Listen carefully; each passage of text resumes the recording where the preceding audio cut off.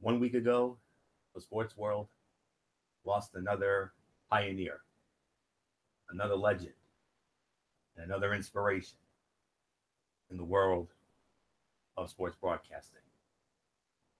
1 week ago, we said goodbye to a man who gave us one of the most recognizable catchphrases in the history of sports.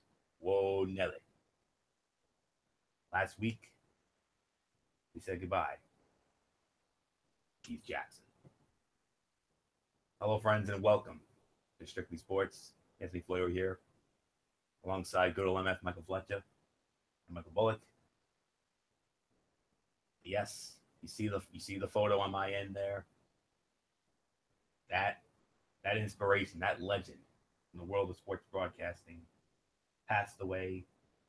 It was after our show last week. We didn't get wind of this until last Saturday morning as we were starting our day.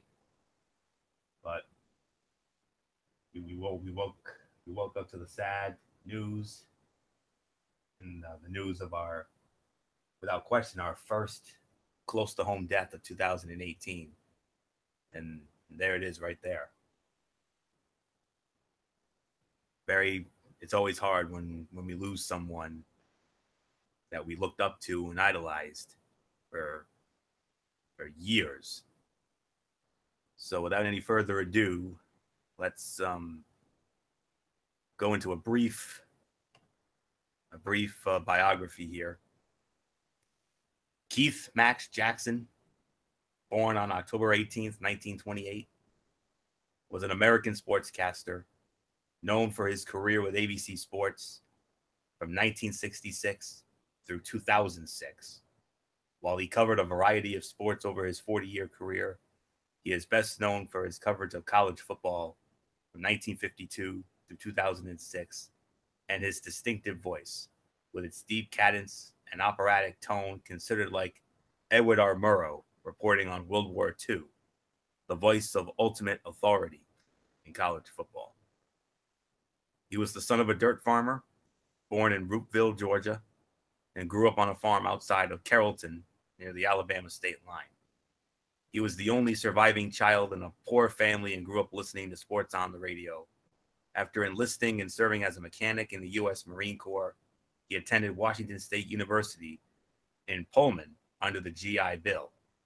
Jackson began as a political science major, but he became interested in broadcasting, and he graduated in 1954 with a degree in speech communications. Best known for his college football broadcasts, he announced numerous other sports for ABC throughout his career, including Major League Baseball, NBA basketball, boxing, auto racing, PGA Tour golf, the USFL, and the Olympic Games. He briefly worked college basketball with Dick Vitale, and he also served as the pregame, halftime, and postgame anchor for ABC's coverage of Super Bowl 22 in 1988. During his on-air tenure, he is credited with nicknaming the Rose Bowl as the granddaddy of them all and Michigan Stadium as the Big House. Began his career as a broadcaster in 1952 when he called on radio a game between Stanford and Washington State. Among other things, in 1958, he became the first American sports announcer to broadcast an event from the Soviet Union, a crew race between the Washington Huskies and a Soviet team. And then he became a radio news correspondent for ABC News Radio and sports director of ABC Radio West in 1964 before joining ABC Sports in 1966. And he helped Walter Cronkite cover the 1964 Republican National Convention in San Francisco. In the early 60s, he covered AFL games, the Old American Football League, and was chosen to be the first play-by-play announcer on Monday Night Football, covering the NFL, but he remained in that capacity only for that program's first season. Frank Gifford was the initial target, but could not get out of his CBS contract until after the 70s season. And then in 71, Gifford landed the job, and Jackson was taken out, and there was a lot of ugly things that went on there. And he was also involved in ABC's coverage in the 1972 Summer Olympics. He covered a total of 10 Summer and Winter Olympics.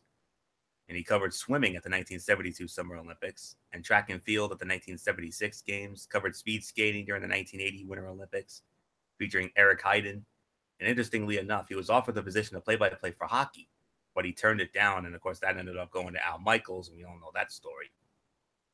He called speed skating and ski jumping in the '84 Winter Olympics. He also covered basketball in '84, and he was the weekend afternoon host for ABC's final Olympics in 1988 in Calgary. ABC's lead basketball play-by-play announcer in the NBA with Bill Russell. Wow, could you imagine what those broadcasts were like back then? Did that for 4 years. But he was a regular part of the most iconic show, one of the most iconic shows in the history of ABC, The Wide World of Sports, covering both popular sports and obscure events like wrist wrestling. He covered Evel Knievel's successful jump at Exhibition Stadium in Toronto, Ontario, Canada, on August the 20th of 1974. He also handled that show's first coverage of Sugar Ray Leonard at the North American Continental Boxing Championships, July 26th of 75. And he teamed with Jackie Stewart and Chris Economaki in coverage of auto racing. And among the notable events covered by Jackson was the 1974 Firecracker 400 at Daytona International Speedway and the 1975 Indianapolis 500. And he worked in Major League Baseball. He worked the infamous Game 6 in 1986, the NLCS, that 16-inning thriller in the Astrodome when the Mets won the pennant and beat the Astros. And that was his final Major League Baseball game. And, you know, he worked their ABC's coverage of the World Series in 1977, 79, and 81.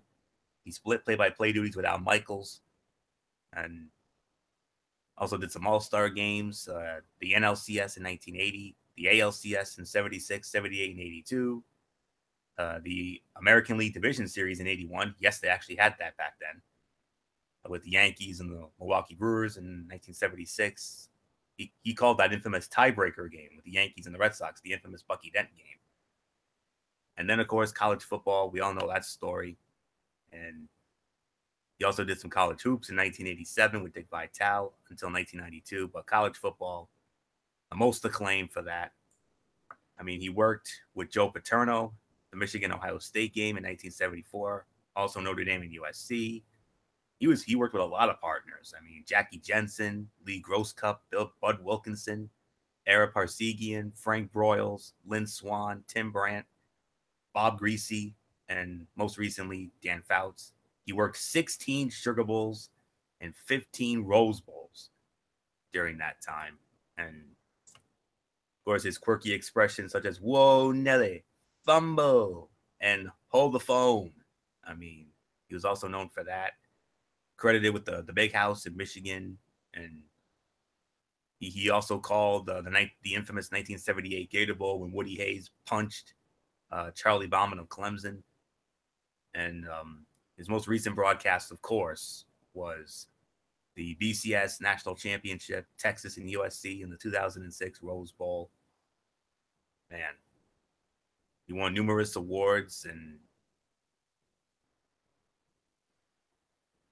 then he passed away last week, and he was residing in Sherman Oaks, California with his wife, Turion Johnson, had 3 children, 2 daughters, Melanie Ann and Lindsay, and a son, Christopher. We could go all night about this. I mean, he worked so many amazing broadcasts throughout his wonderful tenure, and we don't have time to cover all of it. But, I mean, the ones that I best remember: 1994, Colorado and Michigan, the Miracle in Michigan. When Miami won when Ohio State won that national championship in the Fiesta Bowl in 2003. And of course, that Rose Bowl in 2006. And, of course, they'll always be known for Whoa, Nelly and all those great moments and the voice and just everything else. I mean, it's just an absolute icon and a living legend. And for myself, MF, and Michael Bullock, and for several others in the world who wanted to pursue sports broadcasting, this was one of the icons and pioneers of it. This is a guy that we were inspired by. And you're like, you know what? He makes it look so easy and he makes it look so fun. That's something that I want to do. And MF and I, Michael Fletcher and I, as long as we've known each other, as long as we've been the best of friends for the last 23 years, the one thing that we've always wanted to do was sports broadcasting. And Keith Jackson was one of the reasons why we wanted to do it. I mean, there are so many other legends who inspired us. Of course, another legend who we lost last month, of course, Dick Enberg. And, we did that tribute to him on that broadcast. So tonight, we are going to dedicate this broadcast tonight to the memory of Keith Jackson, 89 years old, a man who we'll never forget, we'll always remember. And as we always say, whenever we lose a close-to-home figure, Keith Jackson, on behalf of all of us here at Strictly Sports, our thoughts and prayers and condolences to your family, your friends, and everyone who was blessed and fortunate enough to get to work with this living legend. So with all that being said, Keith Jackson, thank you for the memories. Thank you for the inspiration. And thank you for Keith Jackson. MF, come on in. Let's this is always, it's never easy when we have to report a close to home death, and I do hope you're feeling better from the other night. Of course, MF was unable to host the other night because of a sudden illness, but obviously he must be feeling much better now, and I'm glad. So MF, Keith Jackson, Rose Bowl, granddaddy of them all, the big house in Michigan Stadium. That's two things right up your alley. Yeah, this hurts. This hurts me more than anything else. I mean, when we had to say goodbye not too long ago to another one of my idols, it hurts. Keith Jackson was the reason why I fell in love with college football. He was the reason why I, watching those games on ABC, the game of the week, every time he did a game, it wasn't like we were watching a game. He was telling a story. The way he presented it, the way that he did it, it never felt like a sport. It felt something bigger. It felt something more amazing than any of us will ever think about. And it's a shame. It's heartbreaking that we lose yet another legend of the game. Somebody who just is a pioneer. We talked about a couple of weeks ago how Dick Enberg was, he was that guy that just was reminiscent and kind of got us into the NFL, during his days on the NFL on NBC. And, for me, watching games on ABC was when I was young. Keith Jackson was that guy. He was the reason why I started watching college football, watching Michigan, because anytime he did that game, you knew it. Any game that he was in, you knew we were going to be in for something fun. It was going to be something amazing. And any game that Keith Jackson did was a meaningful game. It wasn't just matchup is this or that. No. When Keith Jackson did a game, you're like, oh boy, you better strap yourself in because it's going to be a major battle. It's going to be a war tonight. And, I remember the last time he ever did the game, and that was the legendary BCS National Championship game. At the time, the greatest national title game in the history of it before what we've seen recently. He did Texas and USC at the Rose Bowl that game. And we were so excited for that game. We just didn't know what to expect. And just him doing that game, he brought that 5-star classic to life. And that's the biggest thing, is that he made that game and elevated it to greatness. it with the tones, with the way that he brought it down. You know, infamous call for the Vince Young touchdown. You know, trying to get into the corner, he got it. Vince Young scores, and it just you get goosebumps every time you hear his voice because he was so delectable, so incredible with everything that he did. It didn't matter if it was League Baseball with the World Series with him and Howard Cosell, or the college football. And Anthony went through the laundry list of all the great moments that we had with Keith Jackson. Anytime he did an event, it was an honor to hear his voice do these events each and every day. And it's another one of those great names that we've just lost. Heartbreaking. It's devastating. I know for me, it was definitely a hard day when I heard, because he's one of the guys I idolize. And, when I started out doing this with Anthony, if you remember, I was the voice of the NFL and college football for the first few years until 2002. I was the voice from 95 to 2002 that I took over the league commentary duties before I relinquished it to Anthony when he took over in 2003. So, I mean, it's those times that I'll cherish forever. So, yes, it is a devastating loss, and we're all feeling it. I wish Keith Jackson and his family nothing but the best. My thoughts and prayers are with them. I'm going to miss him because, he was one of a kind. He's something that we all try to strive to be as announcers, as broadcasters. It's humbling. It really puts life in perspective when somebody like this passes away. It brings it home. Life is so precious. You cherish the moments you have each and every day. He's one of a kind. He's a legend, an icon in the sport. And let me tell you, even though he retired after that national championship game, but his legacy has always lived on in the hearts and the minds of all college football fans around the world, and he's going to be missed. Nothing more to say. Michael Bullock, it's yours.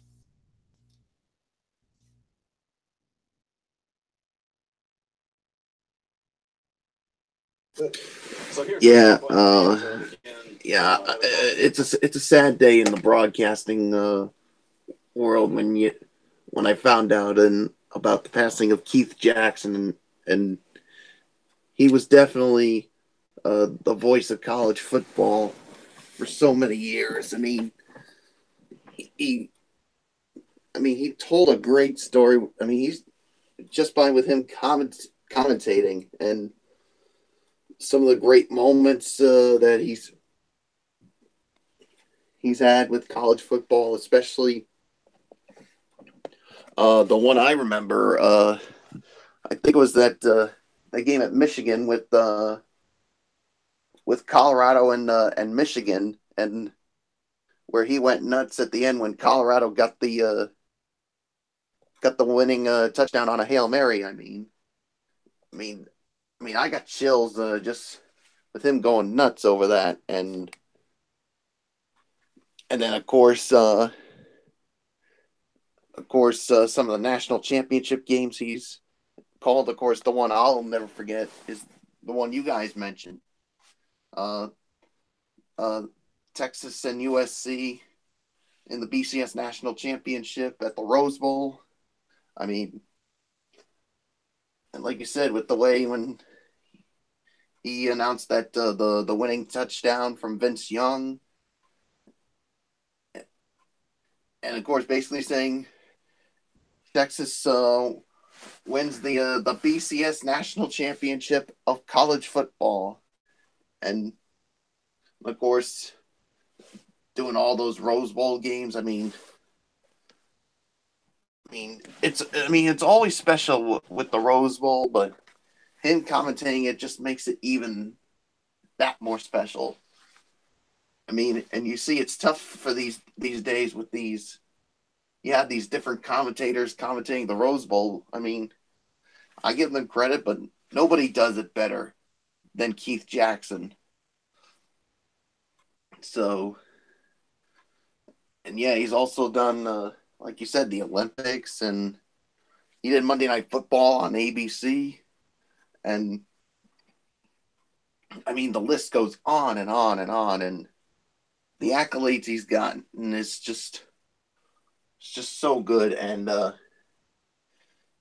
yeah, so like you said, on behalf of all of us here at Strictly Sports, we send our thoughts, prayers, and condolences to the family of Keith Jackson and to all his friends, especially those that he worked with in broadcasting for so many years.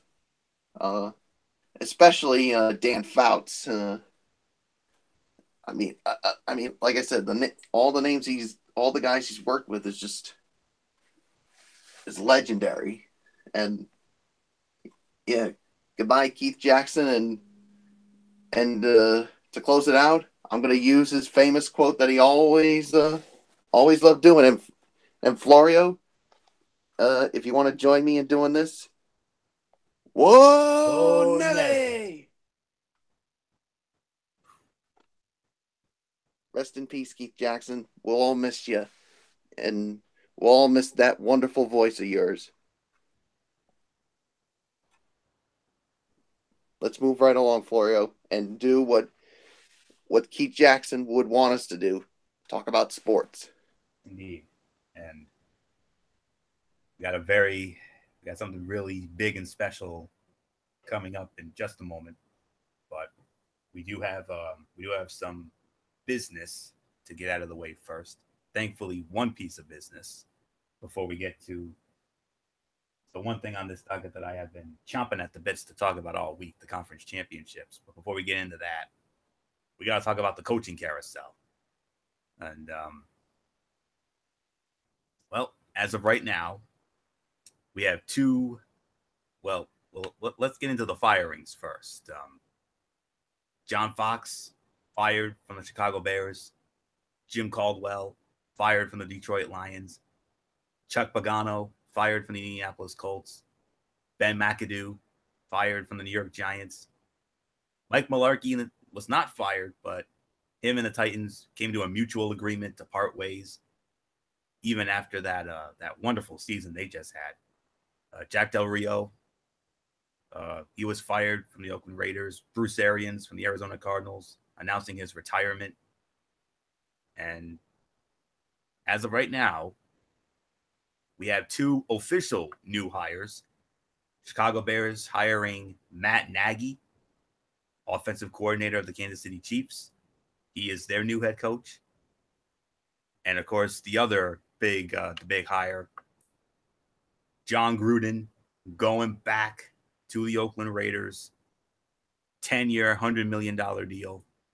I don't have the specifics about Nagy, but I do know Gruden, 10-year, $100 million deal with ownership stake as well. And there are two names that are being reported.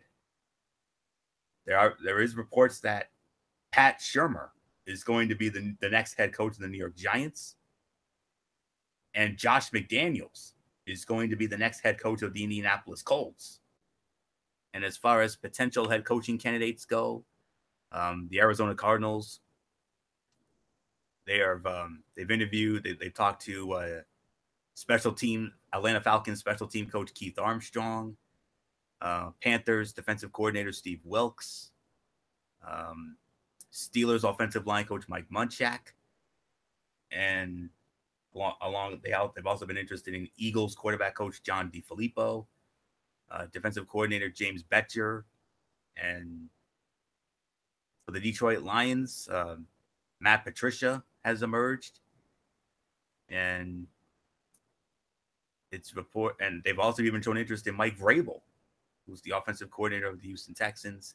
And for the Titans, they've interviewed Mike Vrabel as well as Steve Wilks, and have also talked to Rams offensive coordinator Matt LaFleur. So those are the latest rumors going around right now. So MF, let's start it off with you here. You've heard all the schematics from the coaching carousel. What stands out to you? I think really, I was a little shocked about the Mike Mularkey, the Tex with the Titans. I was really floored that I was on the feeling that, you know, they made the playoffs, they got in, and of course I know it wasn't and they got a huge win over Kansas City, and I thought, man, that might save his job, because I know there was some rumors going around saying that if they didn't get into the playoffs, that his job was actually in the line. He was in the line of fire. I really felt like, you know, that he was safe. So when I heard that they mutually parted ways, I'm like, wow, I was a little floored about that. I was shocked, genuinely shocked about it. With Bruce Arians retiring, you know what? I can't fault him for that either. Yes, the team was going in a little bit of a downward spiral, but let's give it up for Arians, what he did for Arizona. I mean, he took Arizona, a really good team at the time, and they had some success. I think we can all agree about that. He had modest success with the Arizona Cardinals, with Carson Palmer, with Larry Fitzgerald, with a really good team that they had during years. So fortunate that he couldn't really take them to that next level or get into the Super Bowl. Chuck Pagano for Indy, I felt like it was a bad rap. Unfortunately, Andrew Luck got hurt, and that really suffered. And really, in this day and age, it's almost a "what have you done for me lately" type of league. So I really got nothing bad to say about it. But I think Chuck Pagano will regain, and he'll come back, and everything will be okay.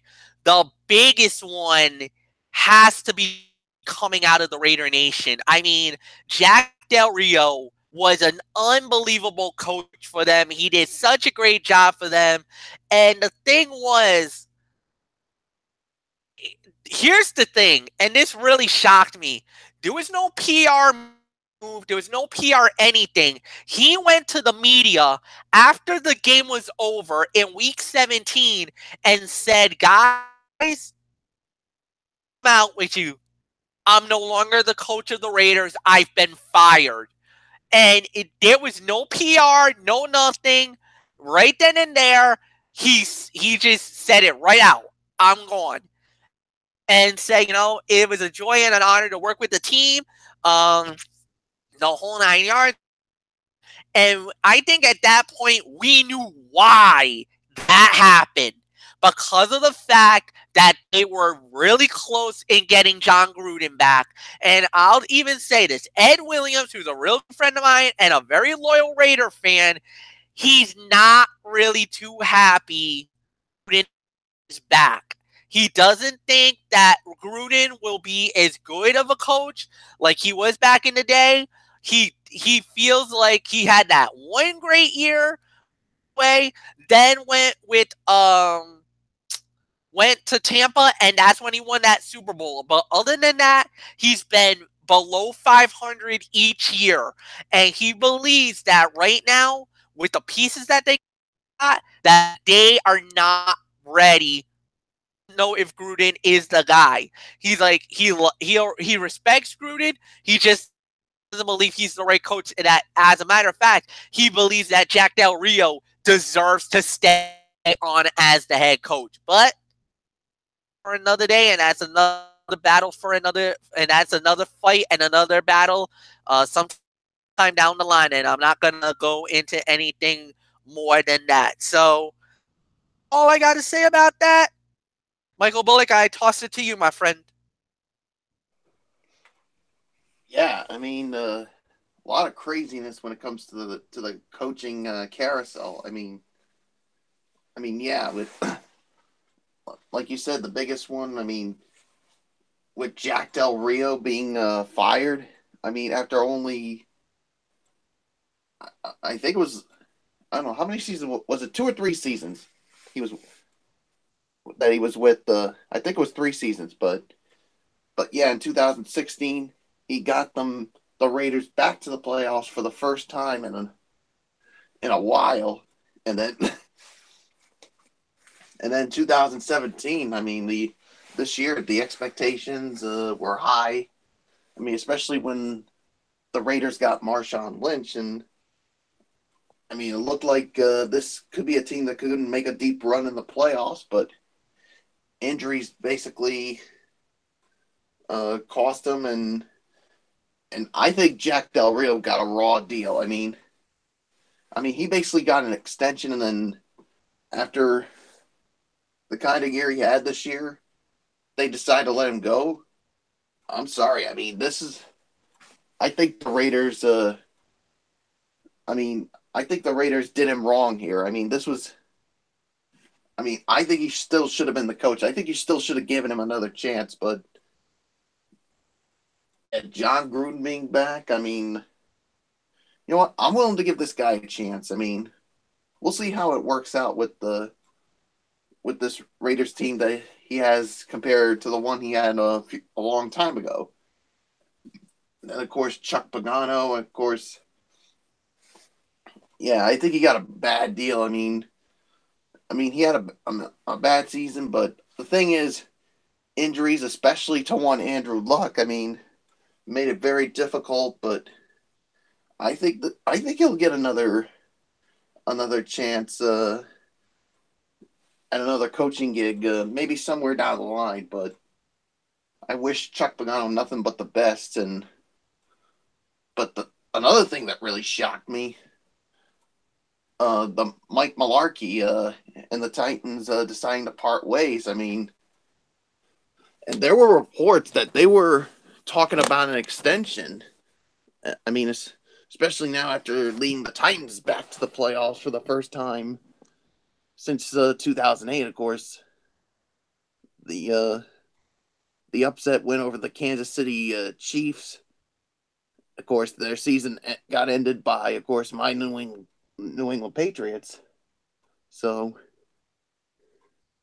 yeah, so nothing more to say on that. And then, of course, Jim Caldwell getting fired, and it looks like Matt Patricia could be on his way there. And excuse me. And then, of course, well, getting back to the Colts, it looks like Josh McDaniels will be the next head coach there. And yeah, Ben McAdoo, I mean, man, what a terrible season they had. I mean, after getting to the playoffs in 2016, that whole situation with Eli Manning, I mean, you talk about him botching up something like that. So, yeah, you knew when everything went downhill, you knew it was only a matter of time before Ben McAdoo was gone. So, yeah, so a crazy way when it comes to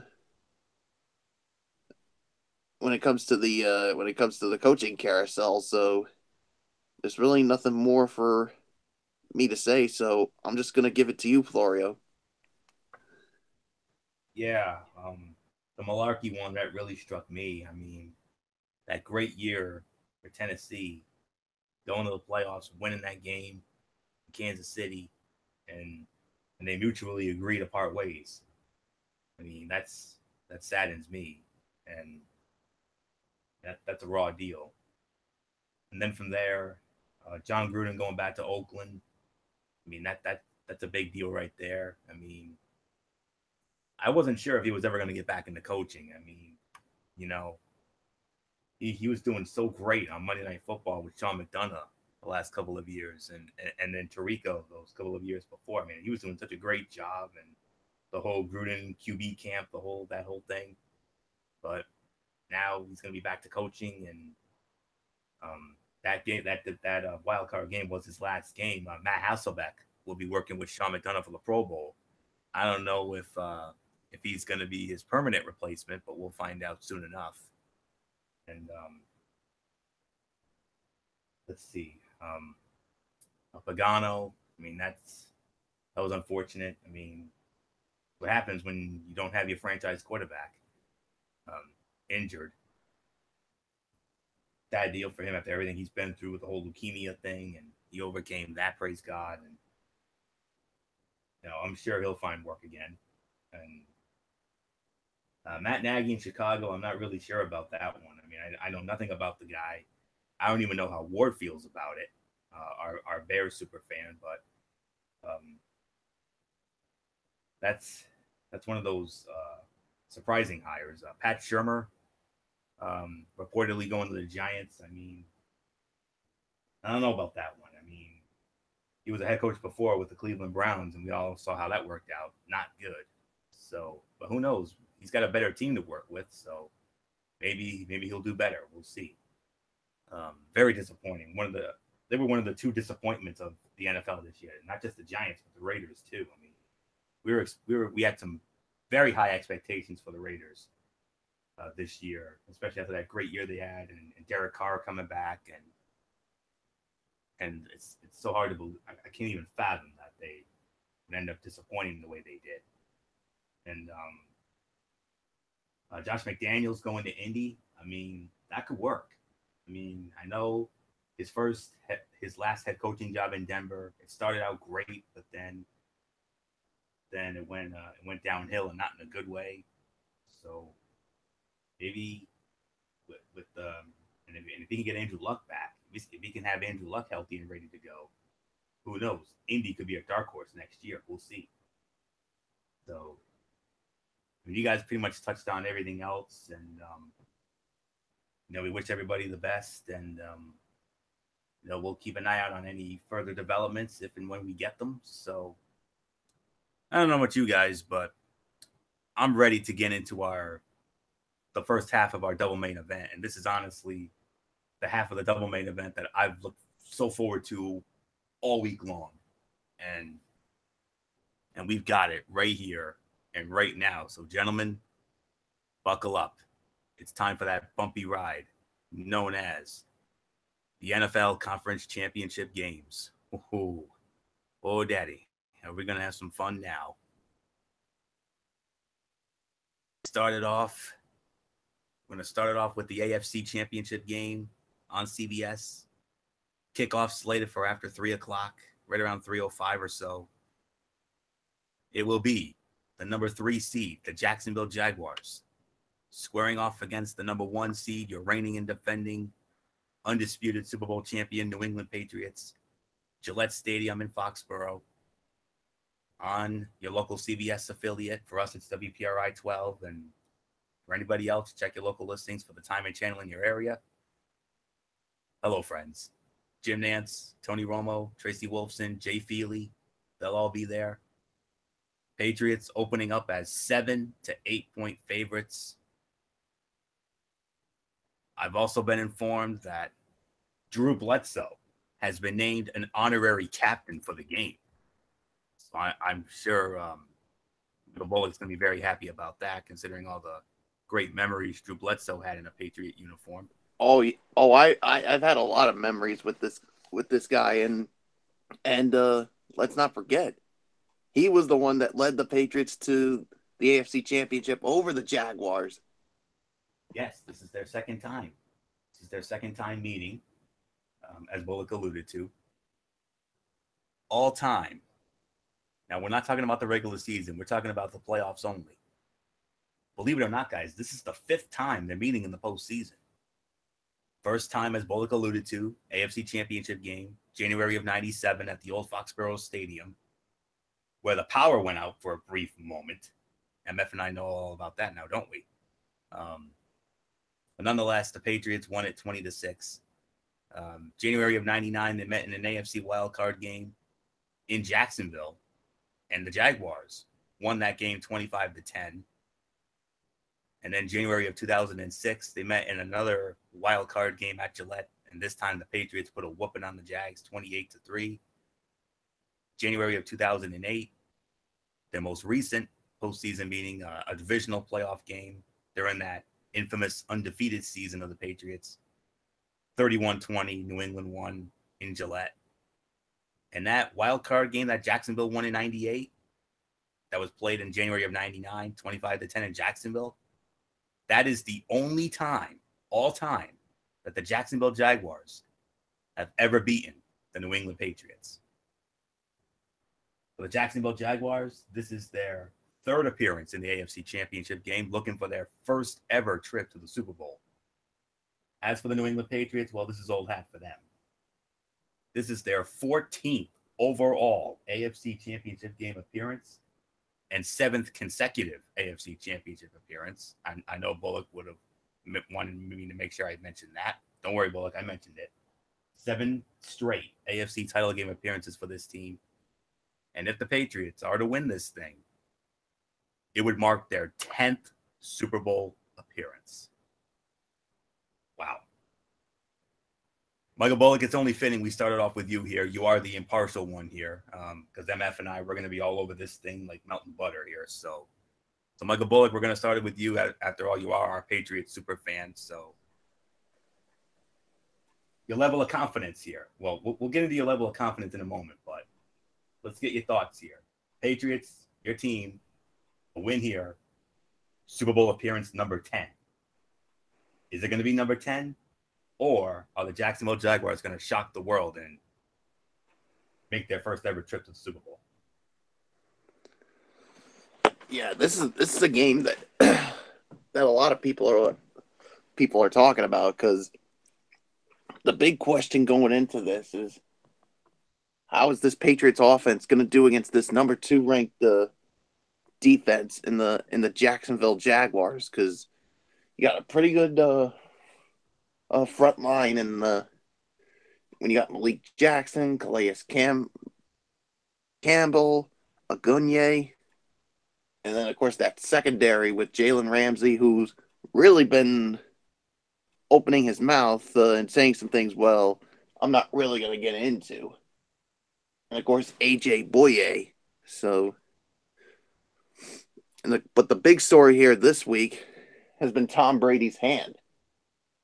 I mean, he heard it in practice, I think it was on Wednesday, and a lot of concern was coming out, but I did hear today that it was only a cut and on his thumb, and he had like 4 stitches put on there. And then some people in practice, they said that he threw the ball well, so we'll have to wait and see come Sunday. But getting back to the Jaguars' defense, their defense, I mean, didn't have that good of a game last week against Pittsburgh. I mean, because they gave up 42 points. So you never know. I mean, there's a possibility that New England could rack it up, and because you got so many weapons on the offensive weapons on the Patriots. You got Gronk, you got Brandon Cooks, the running backs with James White and Deion Lewis, and looks like they're going to get a boost with the return of Rex Burkhead. So I think for the Jaguars, if they have any chance of winning this game, they need to put some pressure on Tom Brady, because if he's got time, I don't care how good your defense is, he is going to shred that Jaguars defense. And the other big question is Blake Bortles. I mean, he had a good game last week. Can he silence his critics again and go into Foxborough and beat them? But that's going to be the key right there. But so in the end, who do I think is going to win it? I'm going to go with the New England Patriots to win this one. I think it's going to be closer than what the lines are saying. I'm going to say my final score is the New England Patriots 28, or should I say no? Actually, I'm gonna say it again. New England Patriots 31, Jacksonville 27. I mean, I just think it's gonna be much closer. Jacksonville is gonna hang in there, but in the end, I think New England will win and make its 10th. That's right, folks. Their 10th Super Bowl appearance. Nothing more to say. Florio, do the Patriots win and make their 10th Super Bowl appearance, or will the Jacksonville Jaguars shock the world and make their first ever Super Bowl appearance? That would be a great story, man. I'll tell you. But the Jaguars are 1-10 all time against New England, including an 0-7 mark at Gillette Stadium. They're also 0-7, including the playoffs, against Tom Brady. However, the Jaguars have the kind of defense that has given Brady problems. They finished second in the NFL in sacks with 55 and are able to get good pressure up the middle. Defensive tackle Malik Jackson had a career-high 8 sacks this season. And defensive end Calais Campbell, who finished tied for second in the NFL with 14.5 sacks, moves inside to rush on third down and obvious passing situations. Getting pressure in Brady's face is important because while he moves well in the pocket, he's not really going to escape pressure by scrambling outside. The Jaguars don't blitz much either. Their blitz rate of 18% was the lowest in the league. Being able to get pressure without blitzing Brady is important because Brady absolutely kills the blitz. A 109.1 passer rating, 160 touchdowns, and 22 interceptions since 2001 against the blitz in regular and postseason games. The Jaguars have also have speed at linebacker in Telvin Smith and Miles Jack, as well as 2 lockdown corners in Jalen Ramsey and A.J. Boye, and that combination will make it tough for the Patriots offense to go up and down the field. The Jaguars have to get another solid game out of quarterback Blake Bortles. He needs to do what he did against Buffalo and Pittsburgh. No turnovers, make some plays with his legs, and complete some throws in critical moments. If the Jaguars get Leonard Fournette and the run game going, this game will be closer than most expect. The Patriots have a 159-15 record in the Bill Belichick era when they have a positive turnover differential, including a 16-0 mark in the playoffs. So if you're looking for one statistic that will determine the winner, that's a good place to start. The Patriots committed only 12 turnovers in the regular season, second fewest in the NFL, and didn't have any against the Titans in the divisional round. While the Jaguars' 33 takeaways ranked second in the NFL, so it's strength against strength. And now Tom Brady is managing an injury on his right throwing hand. The key for the Patriots will be protecting Brady on the interior. So left guard Joe Thuney, center David Andrews, and right guard Shaq Mason must hold up against the Jaguars' impressive defensive front. If the Jaguars can get their running game going, the Patriots have been improved of late against the run after allowing an average of 4.7 yards a carry during the regular season. This game could be closer than advertised. But at the end of the day, you got to go with the champions until they get beat.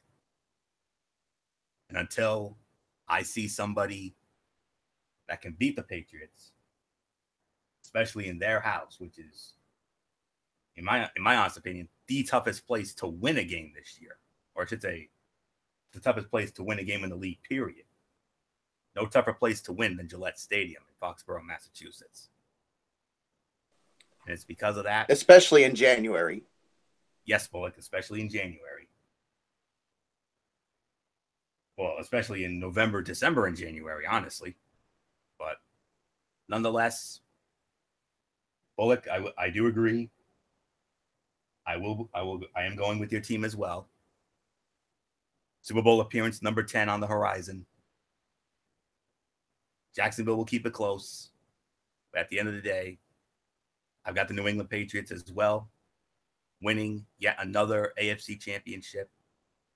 My final score, 27-24, New England over Jacksonville, in what should be a very exciting AFC championship game, no question about it. Nothing more to say here. MF, the Phil Simms to my Jim Nance. Hello, friends. This is our game, man. I mean, other than the Super Bowl, this is our favorite game of the year to cover right here. This is the game we get excited about more than any. Our Super Bowl, our proverbial Super Bowl, if you will. The AFC Championship game, our 8th time in Foxborough, more than any other city we've done. Breaking a tie with Pittsburgh, who had 7. So, all right. Do that thing I like. Well, there's really nothing to say, Anthony. You basically set it up most of the criteria. For Jacksonville, it's pretty simple. You establish what you did a week ago against Pittsburgh. Can you get Leonard Fournette to start run like he did over 100 yards, do it to 3 touchdowns? Of course, there is a little bit of some injury concern for Leonard Fournette. That ankle, how bad did he suffer that injury? Will he be at 100%? Apparently, he is. There's also going to be some key injuries in that game. The biggest factor for New England, Tom Brady, that thumb, that hand.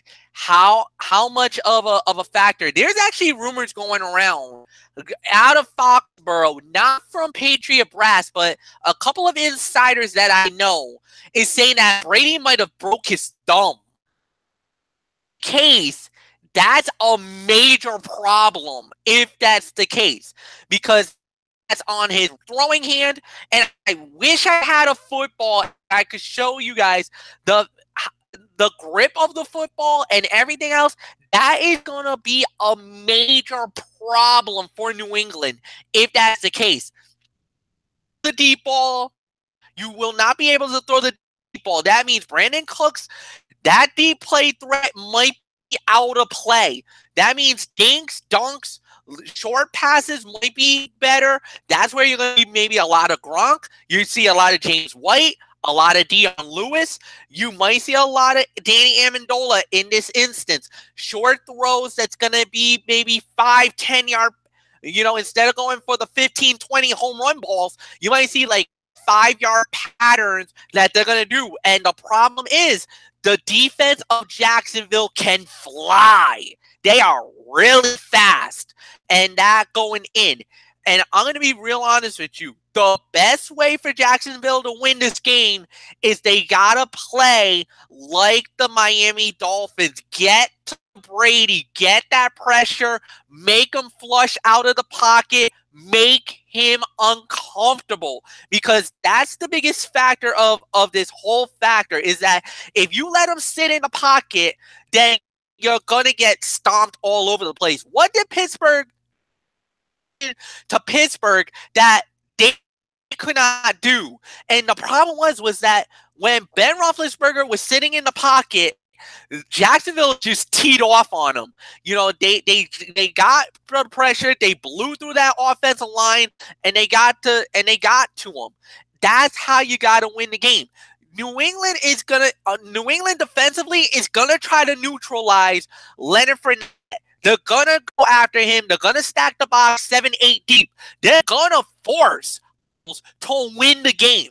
That's a factor that New England is gonna try to do. They're gonna try to take your best out of the game and make you win it with your weakest factor. However, New England, relatively speaking, has been exposed on a number of occasions by very lesser quarterbacks.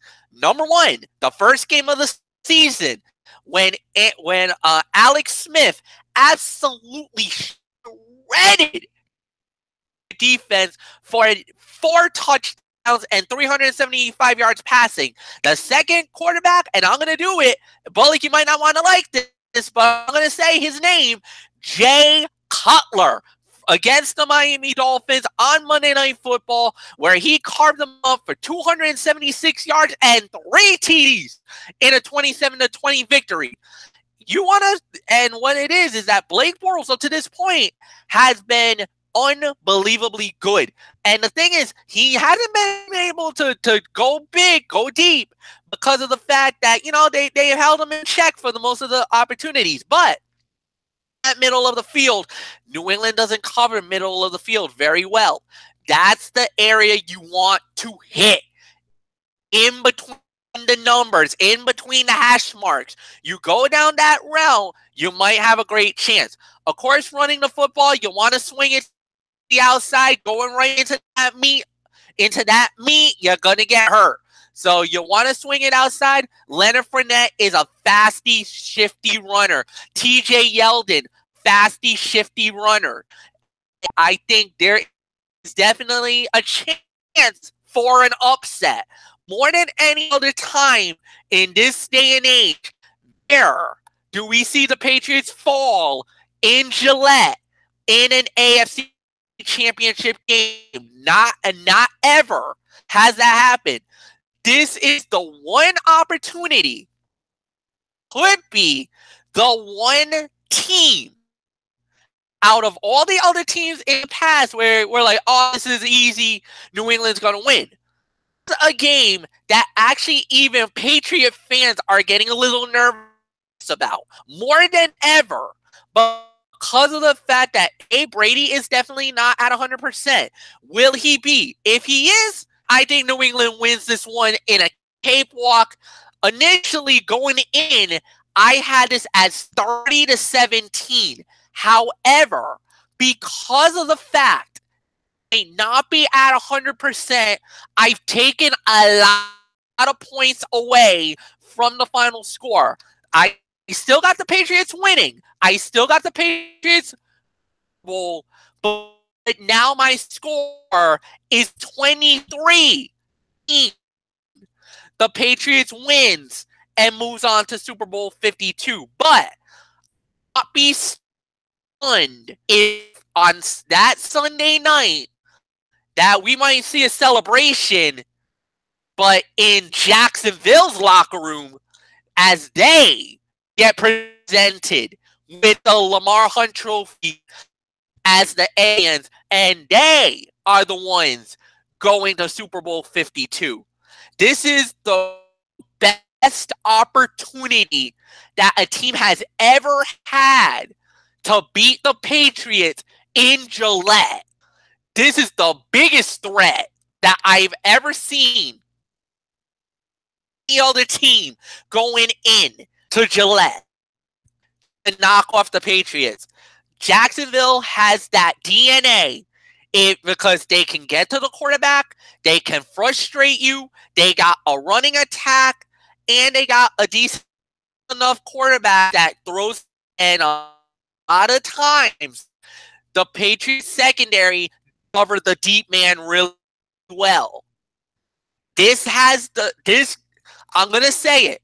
And with the Brady injury, the stars are aligning. Major upset. I don't think it's going to happen. But if it did happen, if Jacksonville does win the game, I laid the blueprint for you guys right before your very eyes. But I would not be stunned if I hear Jacksonville wins on Sunday afternoon. But whatever the case may be, I cannot wait. This is going to be an unbelievable game. Anthony, it is all yours, my friend. Let's get into the NFC Championship. You think the AFC is going to be good? Wait till you see this one. The NFC Championship game from our friends at Fox. Kickoff slated for 6:40. Coverage will begin right around 6:30 or so, but the kickoff scheduled for around 6:40 or so. NFC Championship game matchup. The number 2 seed, the Minnesota Vikings, coming off the most epic ending to an NFL playoff game you will ever see, squaring off against the number 1 seed, the Philadelphia Eagles, Lincoln Financial Field, Philadelphia. Game is on Fox. You know who's working this one.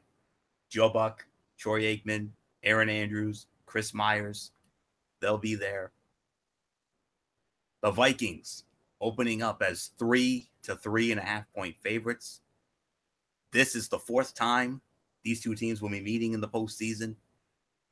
And the Philadelphia Eagles won all 3 prior meetings.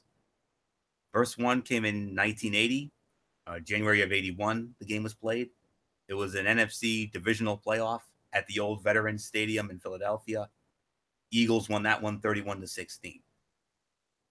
January of 2005, they met in another divisional playoff, this time at Lincoln Financial Field, and the Eagles also won that one 27-14.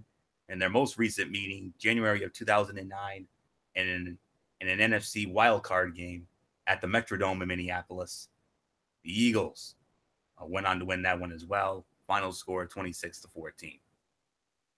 For the Minnesota Vikings, this is their 9th NFC Championship game appearance and are seeking their 5th Super Bowl appearance and first in 41 years. They have not been to a Super Bowl since Super Bowl 11, when the Vikings went up against the Oakland Raiders in the Rose Bowl and they lost. For the Philadelphia Eagles, this is their 7th NFC Championship game appearance. And with a win, they are seeking just their 3rd Super Bowl appearance all time. They've only been there twice before. So we have laid out all the schematics here. So without any further ado, here we go, guys. It took the Vikings longer this season than the Eagles to prove they are legitimate Super Bowl contenders. Now here they are, one game away from the Super Bowl after surviving a near-death playoff experience against the New Orleans Saints. Minnesota was built to overcome the loss of Sam Bradford and Dalvin Cook, as well as countless injuries along the offensive line. And the acquisition of Case Keenum in the offseason has played out as the most beneficial free agency move across the league. Without Keenum, the Vikings don't win 8 consecutive games, or notch 6 road victories, or put themselves in a position to be the first team to play a Super Bowl in its home stadium. We knew Minnesota had a championship caliber defense going into the year, and what it did as the season wore on was nothing shy of elite by closing out games when called upon and finishing number 1 in yards and scoring for the first time since 1970. The Vikings have some conference title game woes they need to overcome this Sunday, having lost their past 5 appearances, 3 of which came by 7 points or less. Pitting strength against strength, we get to see the best defenses in the league wreak havoc on the opposing offenses. Given how much the Vikings offense has been able to endure and outlast the past 5 months, very likely they'll be the ones standing at the end. The Eagles and Vikings were the best 2 teams in the NFC for the bulk of the season and mirror each other in multiple ways, from their crushing defenses to their quality of coaching to the fact that they're now being led by a pair of former Jeff Fisher castoffs at quarterback. The major difference is Minnesota enters the NFC title game with its identity intact. Case Keenum first stepped in as its starter in week 2, while the Eagles continue to adjust to life without budding star and MVP candidate Carson Wentz. Coach Doug Peterson deserves immense credit for getting his team to push through the adversity of losing Wentz to a torn ACL in Week 14 against the LA Rams in LA. The Eagles have won every meaningful game they've played since, including a 15-10 victory over the Atlanta Falcons in the divisional round to set up this matchup. Jim Schwartz's defense has made up for the slide in offensive production by tightening the screws, yielding 26 points total over the past 3 games. That defense, backed by a frenzied, dog mask-wearing Philly crowd, will give the Vikings all they can handle Sunday night. The concern lies on offense. The Vikings have the number 1 overall defense in the league and have a major advantage on paper in the matchup of Eagles left tackle Halapoulivaati Vaitai versus edge rusher Everson Griffin, 14 sacks. That's Nick Foles' blind side. The veteran QB did enough in the second half against Atlanta to push the Eagles over the top, but has also had his share of shaky moments since he took over. He will have to elevate his game in order to push the Eagles into the Super Bowl. A tough task against this caliber of defense. When all is said and done, I said to myself, after the way the Minnesota Vikings won that divisional game against the New Orleans Saints, that 61-yard Hail Mary walk-off touchdown pass to Stephon Diggs, which sent US Bank Stadium and Joe Buck into euphoria. I said to myself, I think we might have a team of destiny here. And with how shaky Philly's offense has been, since Carson Wentz went down, I mean, yeah, it was their defense that was pretty much the catalyst in that divisional win over Atlanta last week. I do not see how the Eagles can overcome that. I think the Minnesota Vikings are a team of destiny, especially after that win. And I think they're going to do just enough to steal one in Philadelphia and make history. They're this close to it. I say they do it. I think they're going to do it. I'm calling it. I'm going with the Minnesota Vikings to win this NFC Championship game. And they will make NFL history by becoming the first team ever to play the Super Bowl in its own backyard. Come on, Lord. Let's make it happen. I love history. I want to see history. And I think we're going to see it. 20-16, the Minnesota Vikings over the Philadelphia Eagles. And if that's the case, Michael Bullock, if you want to join in, feel free. Woo!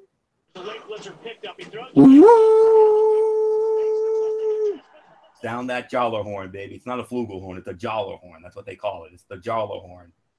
I had to let out the biggest one. Oh yeah, we'll let out the biggest one. And let's get those wild and crazy Minnesota fans to do the skull chants. And I tell you what, before I give it to MF, I mean, throughout the week, I have been watching several videos on YouTube to see Minnesota Viking fan reactions, see what the Viking fans did, not just in US Bank Stadium, but in their own homes as well.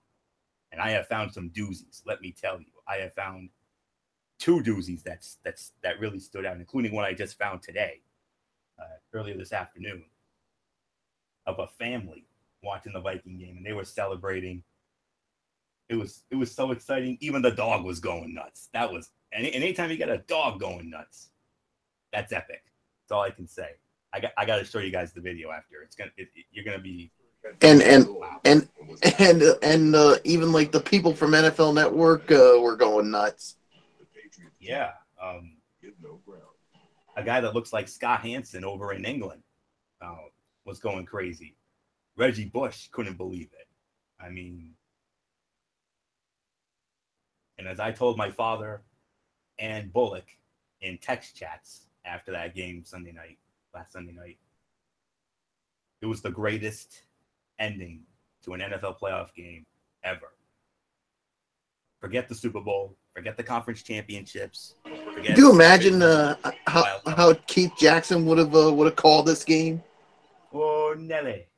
That's what there would have been a lot of Will Nellies, but I'm glad it was Joe Buck, and I have never heard Joe Buck go that nuts in my life. I mean, that was awesome. I've never heard him go that nuts for baseball. That's all I can say on that. So, epic job, Joe Buck. That's all I can say. So, 20-16, Minnesota wins. In my book, I'm hoping for it. I want to see history. You guys know how much I love history. I've never wanted it more than this. Nothing more to say. Good old MF Michael Fletcher. Come on in. Simple question. Is it the destiny for the Minnesota Vikings after that epic finish against New Orleans? Or will it somehow, some way be fly Eagles, fly to the Super Bowl? This is actually more NFC Championship game because honestly, I mean, I feel like it could go either way. The Eagles definitely got a big win after knocking off Atlanta, knocking off the defending NFC champions last week as well. But I think it's destiny. It has to be destiny for Minnesota to make it all the way to the Super Bowl and to be that first team ever to make it. It's very possible. We don't know. I mean, how is this going to play out? We don't know. It's very tight, very close. We'll wait and see what happens. But it's been a great journey for either team. I feel like Case Keenum is better than Nick Foles, the running game, I got to give advantage Eagles on that, but it's going to come down to the defense. It's going to come down to which defense rises up, and that is the I don't know how it's going to go. It's at home field, and I'm not really too sure about it. Eagles, but I'm not like I got the Eagles going to the Super Bowl. Michael Bullock, I give it to you.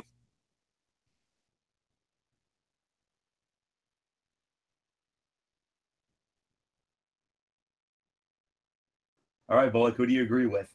Do you agree with me in Minnesota, or do you agree with MF in Philadelphia? Wow. This is tough. I mean, both of their defenses are good, but like you said, I mean, that unbelievable finish to that Minnesota-New Orleans game was, I mean, it was just something, and it looked like this. I mean, Minnesota is a team of destiny. I mean, but the Eagles, I mean, they somehow pulled it out and beat the reigning NFC champs, the Atlanta Falcons. So I think this is going to be a low-scoring game. But I think the key is who's going to make the one play that's going to get them to the Super Bowl. That's going to be the key. I hate to be the one that have to break this this split. But in the end, I'm sorry, Fletch. I'm going to have to disagree with you. And I'm going with Anthony on this one. I'm going with the Minnesota Vikings to win this one. I'm going to say 20-17 is my final score. I mean, I just believe in this Minnesota Vikings team. I think they're the team of destiny, and I believe in Case Keenum. So, I mean, would it shock me that the Philadelphia Eagles win this one? No, I wouldn't be shocked. But I just feel like this is their destiny, this Minnesota Vikings team. So really got nothing more to say. So there's really nothing more to say. So let's just move right along to our first NBA Power Rankings of the year. Before we do, I want to make one quick point before we get into that. Gentlemen, you remember a month ago when we were driving home from our epic night out, going to Monday Night Raw at the Civic Center, at the Dunkin' Donuts Center last month. We listened to Westwood One radio on the way, and what did they say the Super Bowl matchup was going to be? The Minnesota Vikings and the New England Patriots. Now we're on the precipice of it. So just think about it. If it ends up being those two, whoa, Nelly. That's all I can say on that. I mean, and that's the one that I want to see more than anything else. I mean, really hope it happens. I mean, and if it does, you thought last year's Super Bowl was epic? That ain't nothing compared to how epic this one will be if it ends up being Minnesota and New England. I'm praying for it. I'm hoping for it. I've never wanted it more. I'm hoping for it. So, all right. NBA Power Ranking time. It's here and it's now. And, the rotation actually works out because MF actually is the next man up. So MF, you'll be starting off our first NBA Power Rankings of the season, and I think number 1 was a no-brainer, but 2 through 10 obviously a chore. So hopefully we can navigate these rough waters here. So on we go. NBA Power Rankings. MF, if you're ready, let's have number 10 and let's get this thing going here. All right. First Power Rankings of the season. Yeah, as you always say, never easy, always a chore. And when you start looking around in the NBA, you want to see, who's having the hottest streaks, overall records, last 10 games, if there's any winning streaks going around, how are they doing overall. all in that kind of aspect and everything else. And when you start looking at it, there's one team right now, and I'm going to be really careful with what I'm going to say here, because I think there's going to be some great things coming from this team. And that team last night actually beat, I believe, in the top 5. And my number 10, Philadelphia 76ers. And the reason why I'm going with them, 21-20, about 500, and that's a number 8 level team. But 7-3 in the last 10 games, 2 in a row. And that, my friend, in a very prime position in my eyes. And don't get me wrong, I know a lot of people are going to say, well, can they be a little higher? They did beat the Celtics. Well, the reason why I'm kind of hitting a demerit here is because, remember, I have Kyrie Irving. So this wasn't really a true Boston Celtic team. And I kind of feel like, look, they did what they had to do. It was a good performance. And indeed, who actually starter.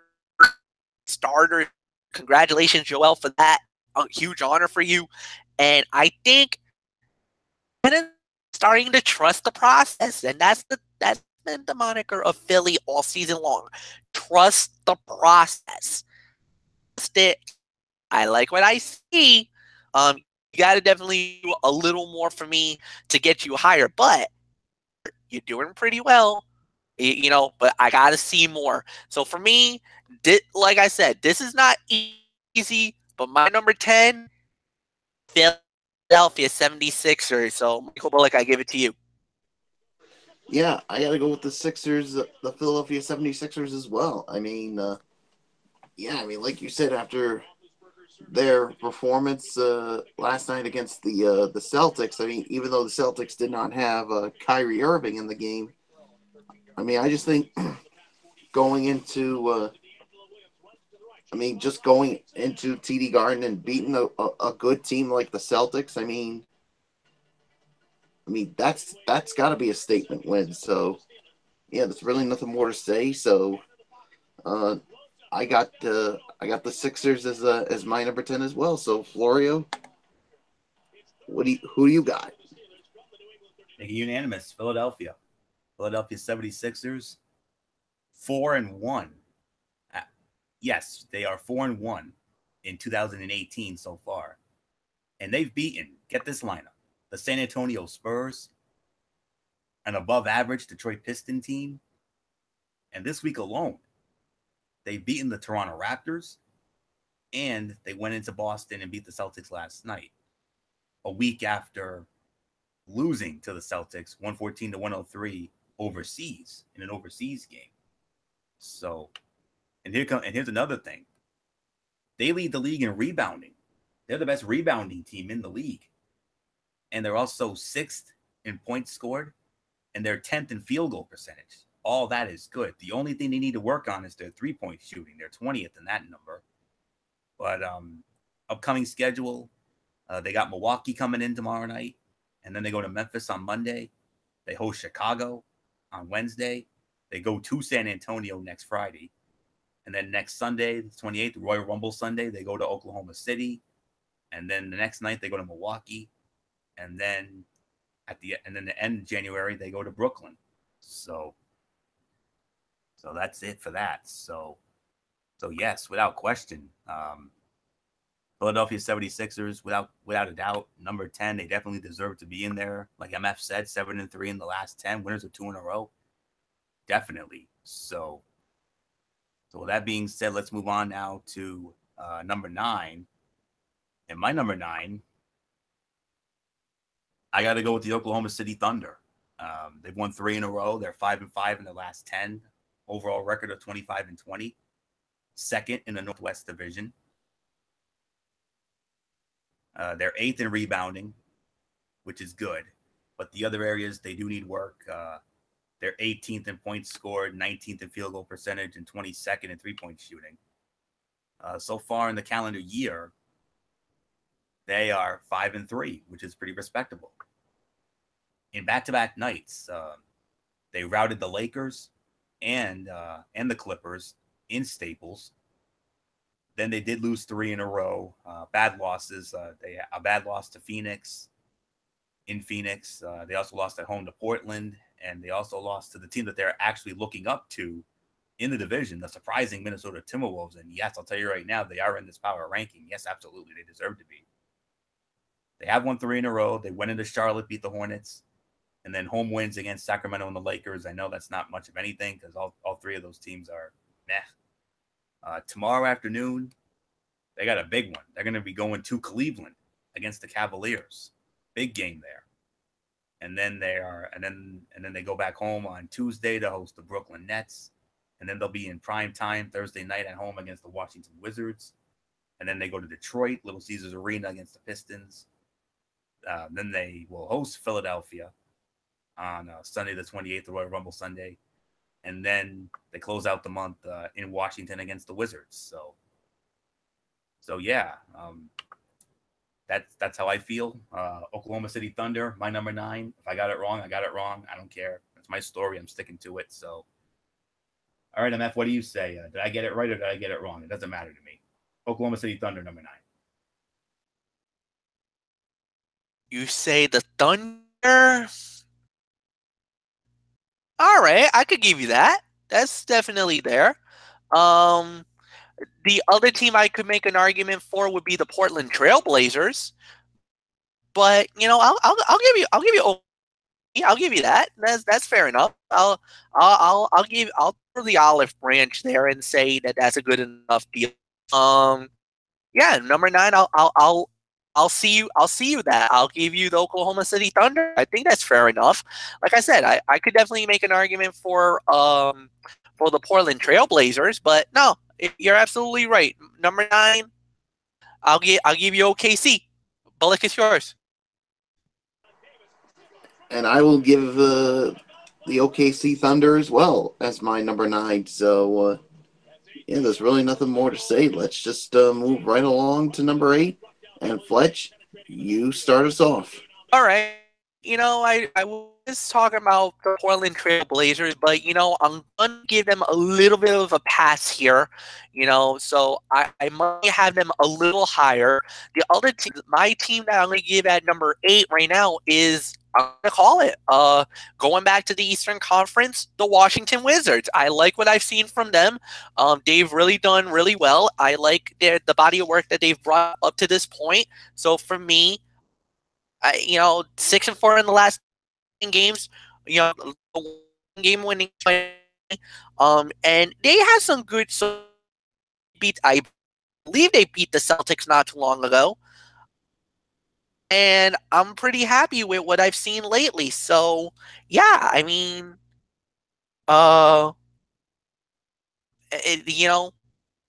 and there's really nothing more to say. So right now, I'm happy with what I've seen, and yeah. Not Oklahoma City Thunder. I'm sorry, the Washington Wizards for me. So, Michael, I give it to you. Yeah, I'm gonna go with the Washington Wizards as my number 8 as well. I mean, yeah, I like what I've seen from them lately, and yeah, Fletch pretty much touched on everything on them. So, Washington Wizards are my number 8. So, Florio, it is yours. We agree. Washington Wizards, 5-4 in the calendar year. They started off with wins against the Knicks and the Grizzlies before losing to the Bucks and the Jazz. And then they had another 2-game streak with wins over the Magic and the Nets. And then this week, they lost at home to Milwaukee. They got beat down by Charlotte in Charlotte, 133-109. But tonight they bounced back with a nice win against the Detroit Pistons, 122-112. So they're off until Monday when they go to Dallas against the Mavericks. And then they got a nice one coming up against the Thunder in Oklahoma City on Thursday as part of that TNT doubleheader. Then they go to Atlanta against the Hawks. And then they close out the month hosting the Thunder. So And then they begin the month of February against the Toronto Raptors. Top 5 team, by the way. So I just want to let you all know that. Toronto is in my top 5 without question. So 7th in three-point shooting. They're also 9th in both field goal percentage and points scored. Those 3 items are fine.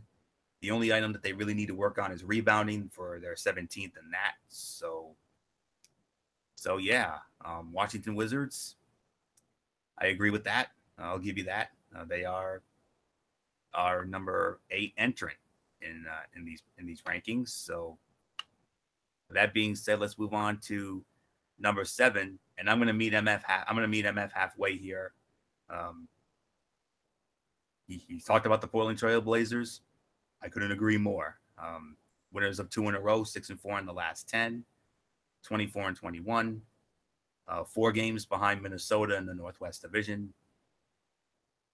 They are my number 7. They're 5th in three-point shooting. That's very good.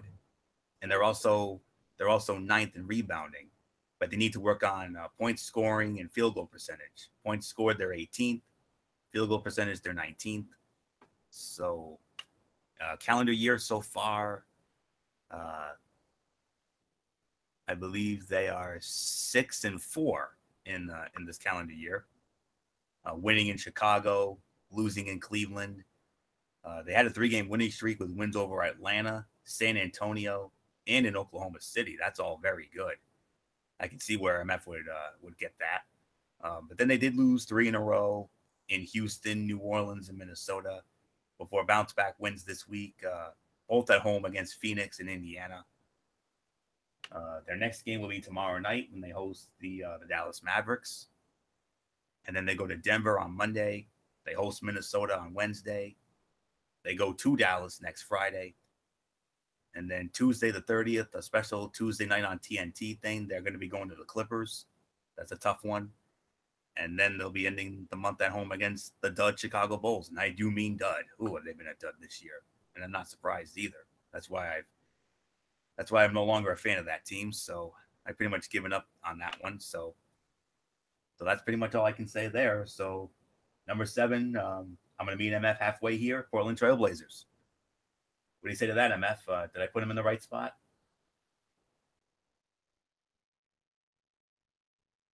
Fair enough. Definitely good enough in my eyes. I had no real arguments there. I was going to more or less put them in that spot. So, yeah, I mean, my number 7, you said it. It is definitely the Portland Trail Blazers. I was really looking if I could have put them any more higher than that. But no, you're absolutely right. Portland definitely deserves to be there. So number 7 is the Portland Trail Blazers. So Bullock, it's yours. Yes, the Portland Trailblazers, they're my number 7 as well. So, yeah, there's really nothing more to say. So let's move right along to number 6. And Fletch, you start us off with it. All right. My number 6, this one is going to get me a little bit in trouble within the brass. I know I'm probably going to be punished for this. I know a lot of people are going to start yelling at me, and I know I probably get the infamous Steve Harvey facial expressions and a whole bunch of other garbage when I do this. Forgive me for what I'm about to say, but I got to in a Pandora's box, and I know heat on this. My number 6, you know what? I'm going to play it safe. And my number 6 is the San Antonio Spurs. If I was going to, it was the Houston Rockets. I'm going to say it. Original number, but I like right now, I'll probably put top 5. I'm gonna be legit about it. I'm gonna play it safe. 5. Houston is in my top 5. My number 6 is San Antonio. That what hurt San Antonio? Because overall, yes, they're 5-5 in the last 10 games. They did lose their last game out, but injuries that's really crippled San Antonio. And mainly, injury they've had was Kawhi Leonard. Leonard didn't started out the season on the injured reserve, and he just got back, and now he's out indefinitely again. The hardest San Antonio on the earth, where normally I think we all can agree San Antonio would be a team very much at the end, one of the perennial favorites to win the West. I don't think they will win it this teams in the West, Golden State and Houston mainly, and keep a very close to the Timberwolves guys. I'm gonna say that is a sneaky team that could catch a couple of people by surprise. I'm just saying, just for being legit, being that the Mike Fratello to Anthony's Marv Albert from the NBA on NBC during those glory years. So I easily could have made an argument for Houston at 6. I could even make an argument for the Minnesota Timberwolves at 6, but I'm not going to go there. You know what? I'm going to do something I never ever thought I would ever do in my life. I'm going to yell tie. The Timberwolves and the Spurs are my number 6s. Code number 6. Enough? As you. I say the same thing. Minnesota Timberwolves and the San Antonio Spurs are my number 6 as well. So, yeah, I mean, there's really nothing more to say. So, Flora, what's yours? I wasn't gonna do it, but you know what? MF made the argument. I mean, I can't go against it. I want to, but I can't. So, Minnesota and San Antonio, code number 6s. I originally had San Antonio in the top 5, but they did lose tonight. So that's why we got to knock them down. So it is San Antonio and Minnesota. San Antonio 30-17, 5-5 in the last 10. They did lose tonight. 7th in 3-point shooting, 13th in rebounding, 14th in field goal percentage, but the points scored, they're having an issue with that. That's something they never had an issue with before. They're 26th. They're near the bottom in that department. Hard to believe, but they are an even 5-5 in the calendar year. They knocked off the Knicks in Madison Square Garden, lost in Philadelphia to the Sixers. They beat up on the Suns. Tough loss to Portland in Portland. They escaped Sacramento with a win. Sacramento gave them fits recently. They lost to the Lakers in LA. That's terrible. And then they beat up on Denver. And then a tough loss in Atlanta on Monday. And then a hard-fought win in Brooklyn. If I can get and they did lose tonight to the Toronto Raptors, and 86-83. Indiana coming in Sunday. I don't want Project X. Big one.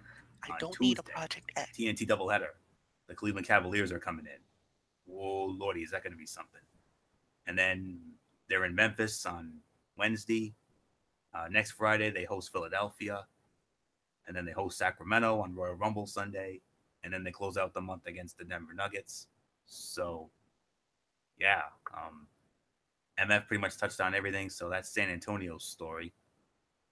How about the Minnesota Timberwolves, guys? I mean, can you believe? There is no question about it. They're the biggest surprise in the NBA this year. I did not expect this team to be much of anything. I thought they were going to be a third enhancement team again.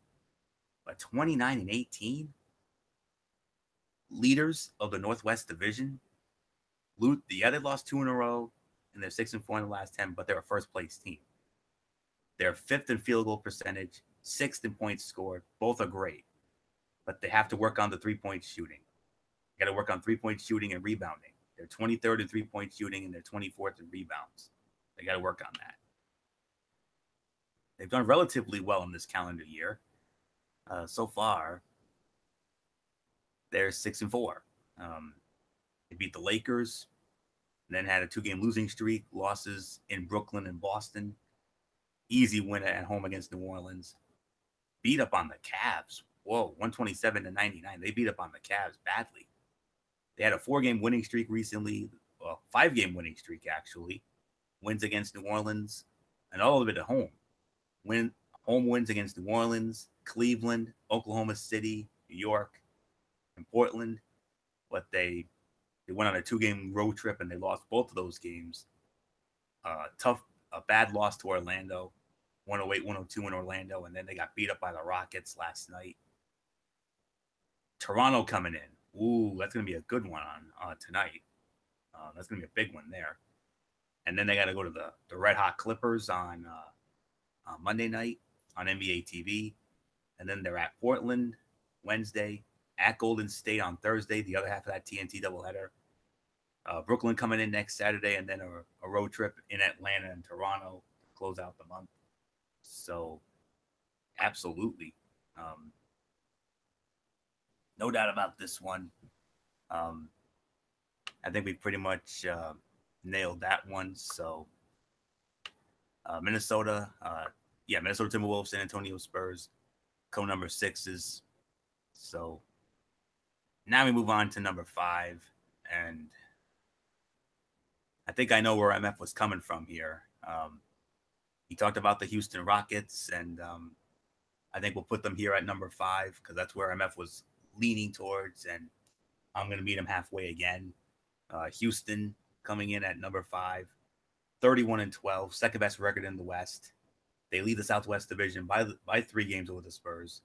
6-4 in their last 10. Won their most recent game. Second in points scored.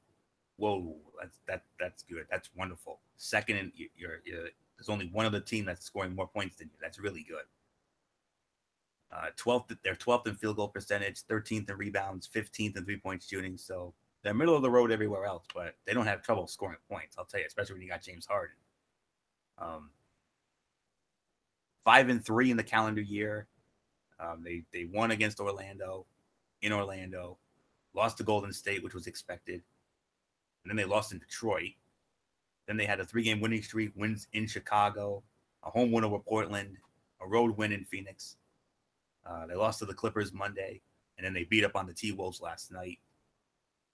Huge game tonight, guys. It's the season premiere of the ABC Saturday night NBA Game of the Week, and what a way to start it off. The Houston Rockets at home against your reigning and defending NBA champion Golden State Warriors. Whoa, is that going to be a fun one to watch? Maybe a conference finals preview. Who knows? And then they got Miami coming in Monday. They go to Dallas on Wednesday, to New Orleans next Friday. Royal Rumble Sunday, they're hosting Phoenix. And then they close out the month hosting Orlando. So, yeah. Great year for them. They're the biggest threat to the Golden State Warriors. No doubt about it. So, I don't think there's anything left to say here. I think I know where MF was heading. So, let's see if I got it right. Houston Rockets are number 5. So, is that where you were leaning towards, MF?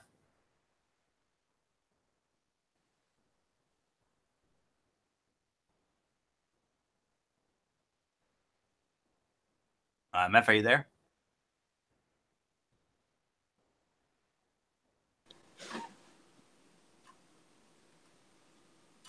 Sorry, guys. I was just busy at the moment. So we're at the top 5 now? Yeah. All right. So, okay. So my top 5, I'm going to start out with that team that I was debating about putting in there, which was the Houston Rockets. Houston definitely for me is top 5 worthy. What they've done lately has been unbelievable. 6-4 in the last 10 games. They did get James Harden back. Harden was out of a little bit with an injury, and I think it's definitely they've done really well. So I got really nothing more to say, So it's been really good. So I like what I've seen. So yeah. Yeah, I got the Houston Rockets as my number 5 as well. So yeah, there's really nothing more to say. So let's move right along to number 4. And Fletch, if you're ready, give us your number 4. All right. This one's gonna anger a few people, and I'm just gonna open fire on this. And I know I might get a little bit of a what. I'm probably gonna get a rip job on this one. I don't give a damn. I don't care. It's the Boston Celtics. Now, 34-12, best record in East. Not about it. They've done great. 7-3 in the last 10 games. They've lost 2 in a row, including last night to the Philadelphia 76ers. Now, I must do it. Kyrie Irving was there, so that's why I'm not being harsh on the Celtics. I'm not going to be that hard on them because the team is doing. They definitely are. To me, right now, it's a 2-horse race for the Eastern Conference title, which is Toronto and Boston. Most notably, think of the team I just left out. The team's name, because they're not even in the power rankings this week. So, those 2 teams are right now my favorites to win the East. Now, of course, anything can happen after that. Blah, blah, blah, blah, blah. Whatever. Look at what Toronto's been doing. If you look at what Miami's been doing, if you're looking at especially what Golden State has been doing, and yes, those are my remaining teams in the power rankings. I'll tell you where each team is later on. But these 3 teams right now can stake the claim of being number 1 in our new rankings. Good. They've been playing remarkably amazing lately. Hey, Boston is good, and they deserve to be number 1. They're the top team in the East, and they deserve where they're at right now, and I'm very happy with it. But I want to see more. But the thing is that Irving being injured, it looks like he'll be back for the next game. I think he just, nagging injury, not a serious injury, so we'll let that be. Where do we go from here? Fair enough. Fair and honor. For me, my number 4, Celtics, Michael Bullock. If you want to agree or disagree, go right ahead. I can't believe I'm saying this, but I actually agree with Fletch. I mean, I have to put the Boston Celtics as my number 4 as well. I mean, he made some valid points, so I'm going to agree with that. So, Florio, what do you think? Do you agree with everything Fletch just mentioned about the Celtics and that you should have them there, or do you got somebody else? Well, at the start of the week, I had Boston at number 2. However, after the back-to-back home losses to the New Orleans and Philadelphia, I got to put Boston down to 4. And MF made another valid point. That's why he's our number 1 analyst when it comes to the NBA. I mean, yeah, they Celtics started off wonderful in the calendar year. They started 4-0. Home wins against Cleveland and Minnesota. Road wins in Brooklyn and Philadelphia.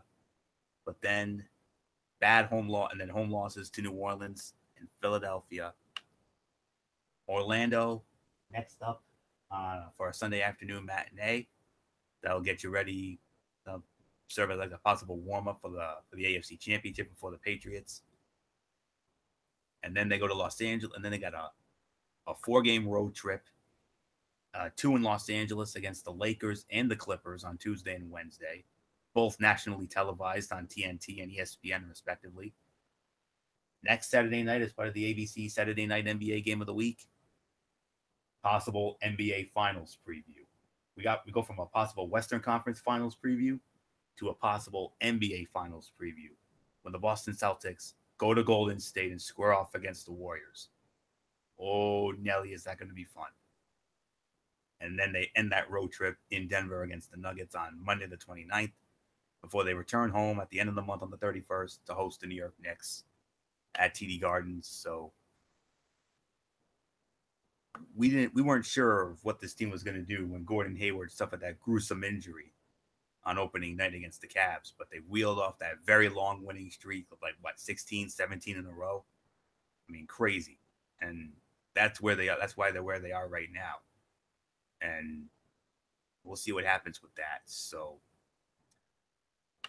yeah, Boston and Toronto, definitely the 2 best teams in the East. And speaking of the Toronto Raptors, that leads into number 3. And this is where I have the Toronto Raptors at number 3. 7-3 in their last 10 games, winners of 2 in a row, 31-13, 2 games behind the Celtics in the Atlantic Division, 3rd in points scored, very important, 6th in field goal percentage, middle of the road in rebounding at 16, but they need to work on their 3-point shooting. They're near the bottom when it comes to 3-point shooting. They're 26th. That's their one weakness that they have to work on. Other than that, wow, they are, and all of that in this calendar year. They started they too, like the Celtics, started 4-0 in the calendar year. Home win against Milwaukee, and then road wins in Chicago, Milwaukee, and Brooklyn, and then a tough home loss to Miami, and then they put a whooping on the Cleveland Cavaliers, 133-99. Oof. And then a tough loss against the Warriors last Saturday night. They gave the Warriors major fits. That could be another finals preview. You never know. 127-125. And then they lost in Philadelphia on Monday. But they rebounded with 2 wins in a row, both at home. One against Detroit, but the other, a huge one against San Antonio.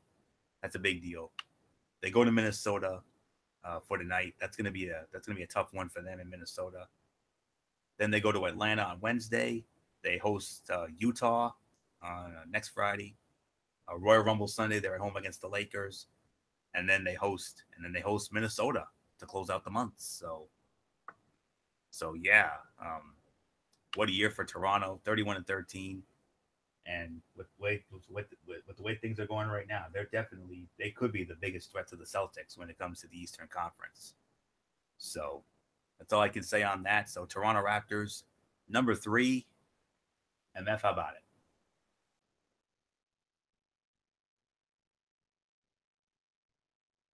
Absolutely right. Toronto Raptors is my number 3. I got no arguments on what you just said. You absolutely nailed this, Anthony. No arguments here. Bullock, it's yours. Toronto Blue Jays, my number 3. Nothing more to say. Let's move right along to number 2. Did he say Blue Jays?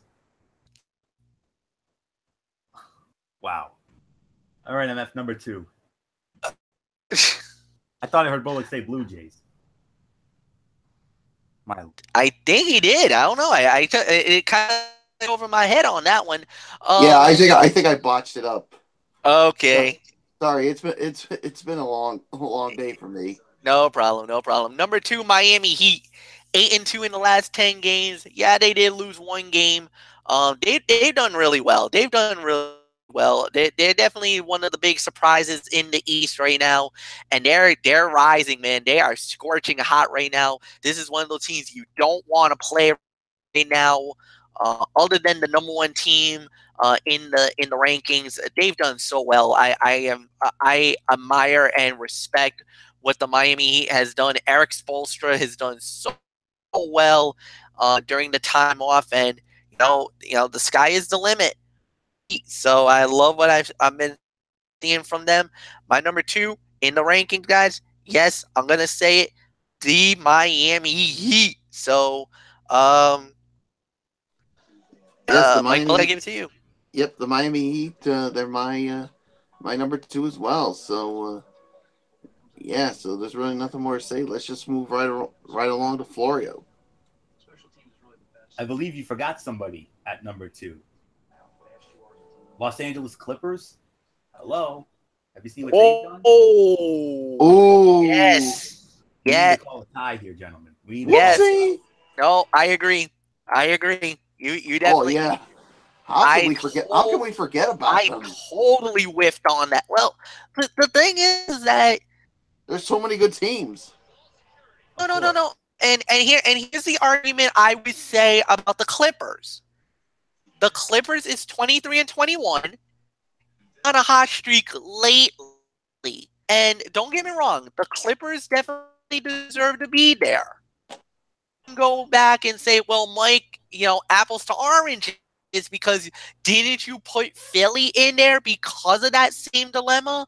Not great of a record, but they were red hot lately, and I'll give you that. I totally do. The reason why I would have let the Clippers be was because, well, A, yes, about the winning streak, but B, I kind of would have put them, I would have merit because of their little fiasco they had with the Houston Rockets the other night. I thought that was absolutely a classless thing that happened from both teams. In my mind, I would have thrown a punishment to the Clippers just because of that. And that's why I actually initially was going to keep them off the rankings. That little fiasco they had with Houston. Because I thought they were kind of, in my opinion. So, but you're absolutely right, Florio.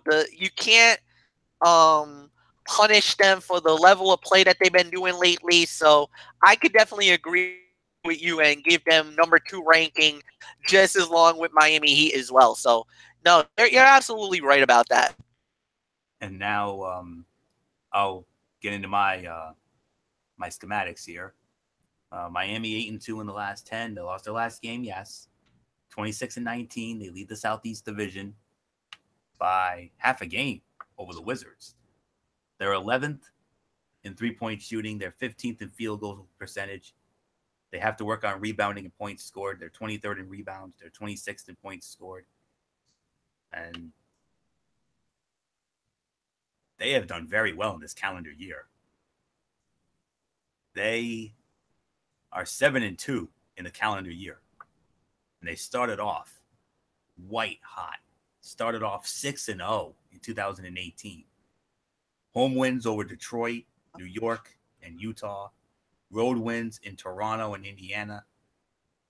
And then a home win against Milwaukee before losing to the Chicago Bulls of all teams in Chicago on Monday night. Wow, unbelievable.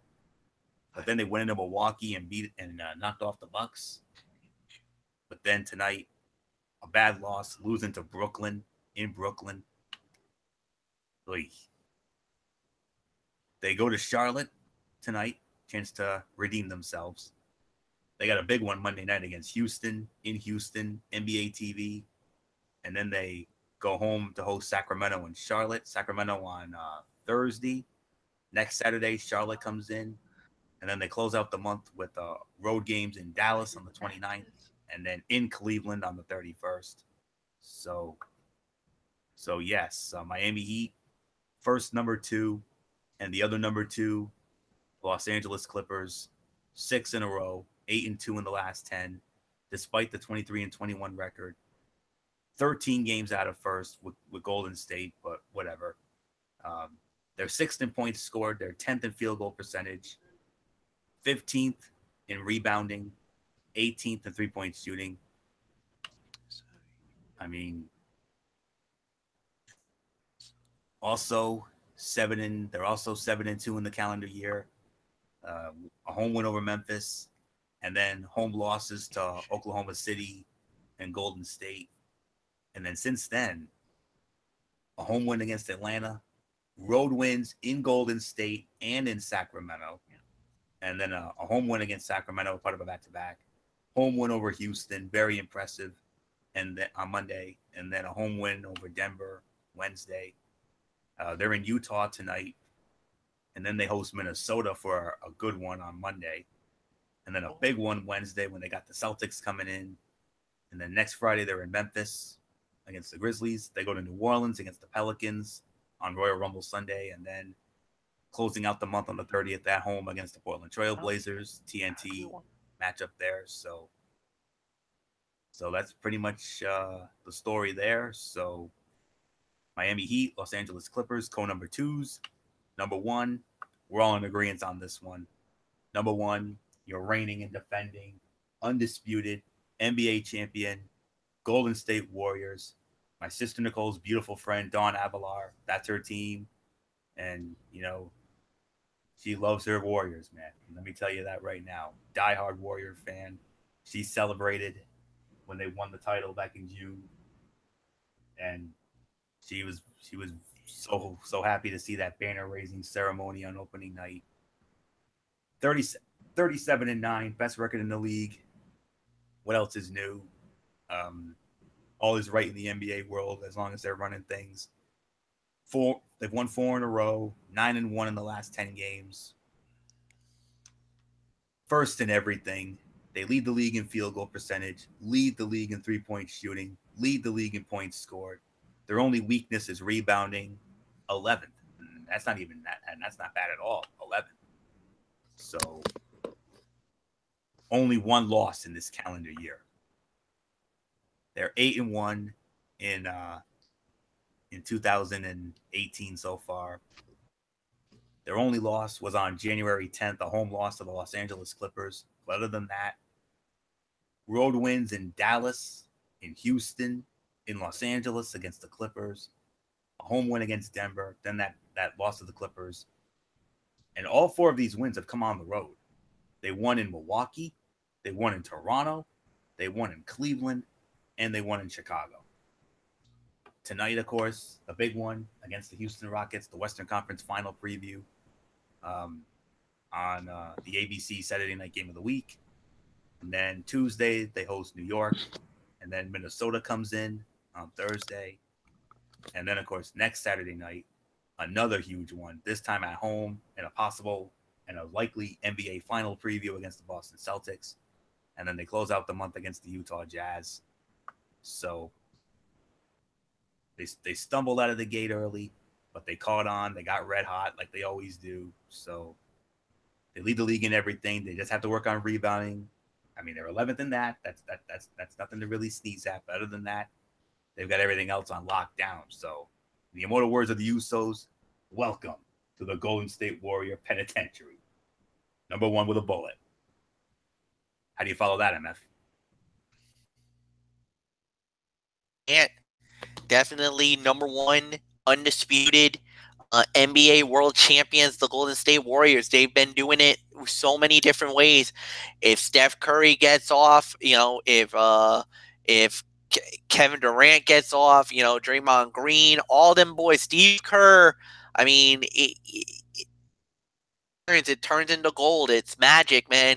He pushes the right buttons when you push. Bad performances, but they turn the switch, and that turns the game around. And up to this point, they've been like that for a little while. So nothing more to say. Respect for what they've done up to this point, and yeah, it's Golden State, but look, it's yours.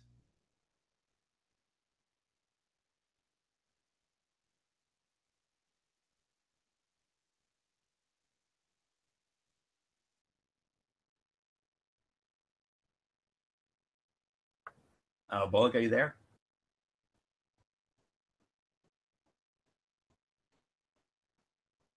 I guess we lost him for the night. I'm sure he probably would have agreed with us anyway. So there's no doubt about it. The Golden State Warriors are number one, and that will put the bow on this edition of Strictly Sports. We want to thank you all so very much for tuning in. We're going to get into our shout outs now, and MF started off, and then I'll set up some future content. And I got a big announcement about Monday's Ridiculously Raw. Big announcement, big change on Monday's Raw. So, MF, all yours. All right. First of all, I want to say thank you to all the great fans out there for making the show as incredible as it is. You guys are the best fans in the world. Shout outs to our super fans. You guys know who you guys are. Shout out to 2184 crew, to my friends in the junior high and high school days. You guys know who you guys are. And I hope you guys have a great weekend, and I hope you guys enjoyed the NFL playoffs as we will be getting the final two to the Super Bowl. And so until then, Mike Fletcher, 1300 hand pounds. I'm out. Have a good night, and so long for now. So Anthony, take it home. All right, we'll do MF, and keep it here because I want to make sure you know about the big announcement for this Monday's very special edition of Ridiculously Raw, which I'm going to get into in just a moment. But special shout out to all of our tremendous fans and viewers out there who continue to make our shows as over as they are. We appreciate it as always. You are the best fans in the world. Of course, special shout outs to Dee Woodson, Kevin Woodson, and the Woodson family. Of course, Matt Ward, Jason Nixonbaugh, Daniel Luttrell from the UK. Our other First Ladies, Kaiser Butler, Megan Silva, and Lexi Calloway. And, of course, our other crew members, Tommy Souza, Eric Carrier, Jimmy Alden, Al Braderson, and Rob Parsons. And, of course, the man himself, Bullet Club Soldier 445, Derek Ferreira. And all of our news personalities from channels 6, 10, and 12. ESPN, FS1, NFL Network, MLB Network, NHL Network, NBA TV. Of course, Chantel McKay from the Golf Channel, State of Sorrel, our friends from the Road Show, Will Gilbert, Brendan Kirby, and Michaela Johnson, and former co-hosts Megan Mooney and Mary Larson. Very special shout out to Lindsay McCormick. I mean, she has, she was the one who said that Case Keenum was going to be an elite quarterback this year, and I have to give her props. I mean, that was a bold statement to make, and of course she's been all over the place lately, doing some wonderful things, and follow her on social media, Twitter, Instagram. I do both, and she's really something. So major special shout out to Lindsay McCormick, and hopefully one day we get her on this show. And I guarantee if she ever does come on this show, it'll be the highest rated show ever. So that's all I can say on that. I'm hoping for it one day. And last but not least, of course, my wonderful friends and church family over at Oasis of Grace Ministries on 464 Silver Spring Street in Providence. If you need a church home, check them out. Exit 25 off of Route 95. And Sunday, we have our usual Sunday service. 9 a.m. Bible study, 10 a.m. service, or a little after. Wednesday nights at 7 Bible study and other things going on. And looking forward to being there on Sunday with everybody as always. And now the big announcement. As part of Ridiculously Raw Monday night, I will not be doing a Tony's Take on Monday night. Reason being is we are going to focus only on Monday Night Raw. We are going to review the 25th anniversary of Monday Night Raw, the big show coming up, but we are also going to share our favorite memories of Monday Night Raw throughout the 25 years. However, my Tony's Take has been moved to Tuesday night's edition of the Cerebral Smack Talk. How about that? So, MF, you're gonna have to make room for me as part of the Cerebral Smack Talk on Tuesday night. So, just wanted to let you know that big announcement. So, Monday night, immediately following Raw 25, it will be that very special edition of Ridiculously Raw where we will review Raw 25. Of course, we know Roman Reigns will defend the Intercontinental Heavyweight Championship against The Miz in that huge. I'm sure that's probably going to be the main event unless they have something else planned. A who's who of legends and Hall of Famers will be there. And I can now confirm another name has been added to the list. What took you guys so long with this one? Lillian Garcia. Lillian Garcia has now been confirmed for Raw 25. She will be there, along with the other names and legends: Undertaker, D-Generation X, Stone Cold, Chris Jericho, Ric Flair, Bret Hart, The Outsiders, New Age Outlaws, Brother Love, Bruce Pritchard. My goodness, I can't believe that. Jim Ross, Jerry the King Lawler. Going to be an unbelievable night, and I cannot wait. I mean, I have not been this excited for a Monday Night Raw since Raw 1000. So, man alive, that is going to be so fun. I cannot wait to get into that. I'll be here. MF will be here. Michael Bullock will be here. Dee Woodson will be here. And there is a slight possibility we actually might get our Imperial Grand Poobah on this show as well. Derek Ferreira has even hinted he could possibly be joining us for that big show on Monday night. So, oh, is that going to be fun to watch? Monday night, Raw 25 recap and our favorite memories of Monday Night Raw throughout the last 25 years. No Tony's Take. That'll be moved to Tuesday night for the Cerebral Smack Talk. Hopefully, MF will be back at the helm. We'll review SmackDown Live, go home show for the Royal Rumble. And I'm not sure if he'll have a Mikey's Mindset, but my Tony's Take has been added to that docket. So per Derek and the producers, so MF will have to make some room for me. And now next Friday night, if I know Derek and the producers, I would not be surprised if we do not have a Strictly Sports next Friday night. I would not be surprised if this time next week we'll end up talking about NXT TakeOver Philadelphia, and of course the Royal Rumble. And then Sunday the 28th will be our Royal Rumble recap show. That will be MF. You know, that's how we do when we have major pay-per-views. I host the preview show, and MF hosts the recap. So that's how it all goes down. So we hope you all join us. Very exciting content coming up. So until Monday night for the biggest Ridiculously Raw maybe ever, it's Anthony Floyo here for good old MF Michael Fletcher, for Michael Bullock, and in spirit, Dee Woodson and Derek Ferreira. You know the routine, everybody. Thumbs up. Talk to you later. Yeah. Throw it up Fortune Forest style. Bye for now, my friends. God bless. Be good to each other. Have a blessed weekend. Enjoy the conference championship game action. And until Monday night for that highly anticipated Ridiculously Raw, you've been watching Strictly Sports right here on the Tone 25 on YouTube.com. And as we leave you tonight, we want to pay one last respect to the late, great Keith Jackson. Passed away last week at the age of 89. We dedicated this show to tonight. And good sir, I hope we did you justice, my friend. That's all there is to say on that. I hope we did you justice tonight. And we want to thank you for inspiring anyone who wanted to pursue sports broadcasting, like the three of us, Lindsey McCormick, and so many others out there. So I hope we did you proud, my friend. Godspeed. So until Monday night for that Ridiculously Raw special, for everybody who's been a part of this one, now, Anthony Floyo. So long. Thank you for the inspiration. Thank you for the memories. And thank you for Keith Jackson. So long.